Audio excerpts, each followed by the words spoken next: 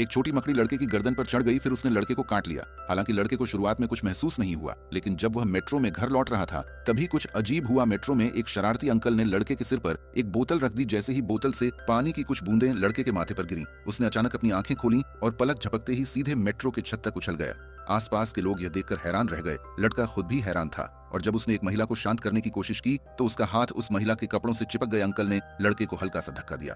अब लड़के के पास अचानक आई इस ताकत का कोई जवाब नहीं था। उसे समझ ही नहीं आ रहा था कि आखिर यह सब हो क्या रहा है। घर लौटने के बाद लड़का और भी चौंक गया। वह हवा में उड़ती मक्खी को आसानी से पकड़ सकता था। यहाँ तक कि रोजमर्रा की छोटी छोटी चीजें भी अब उसके लिए परेशानी बन गई थी। लड़के का नाम पीटर था। पीटर यह समझने की कोशिश करने लगा कि मकड़ी के काटने के बाद उसके साथ ये सब क्यों हो रहा है। सच जानने के लिए वह अपने पिता के पुराने सहकर्मी डॉग कॉनर्स के पास पहुंचा। वहीं पीटर को पता चला कि जिस मकड़ी ने उसे काटा था वह उसके पिता के वर्षों पहले किए गए एक प्रयोग का परिणाम थी। डॉग कॉनर्स उस समय अंतर प्रजाति जीन ट्रांसफर तकनीक पर शोध कर रहे थे। हालांकि अब यह तकनीक एक महत्वपूर्ण तकनीकी अवरोध का सामना कर रही थी। लेकिन जब पीटर ने अपने पिता की पुरानी डायरी में लिखी एक रासायनिक फॉर्मूला को साझा किया तो डॉक्टर को ऐसा लगा जैसे उन्हें कोई खजाना मिल गया हो। इस फॉर्मूले की मदद से उनके प्रयोग में बड़ी सफलता मिली। डॉक्टर्स ने कई जीवों के जीन को मिलाकर एक 3 पैरों वाली चूहिया में अंगों का पुनर्जन्म कर दिखाया। लेकिन जब उनके बॉस ने कहा कि अब इस फॉर्मूले को इंसानों पर आजमाया जाए तो डॉग कॉनर्स ने इसे किसी और पर नहीं बल्कि खुद पर ही इस्तेमाल कर लिया। जैसे ही वह बेहोशी से जागे उन्होंने पाया कि उनका कटा हुआ हाथ फिर से उग आया था। अब एक नई खतरनाक कहानी शुरू होने जा रही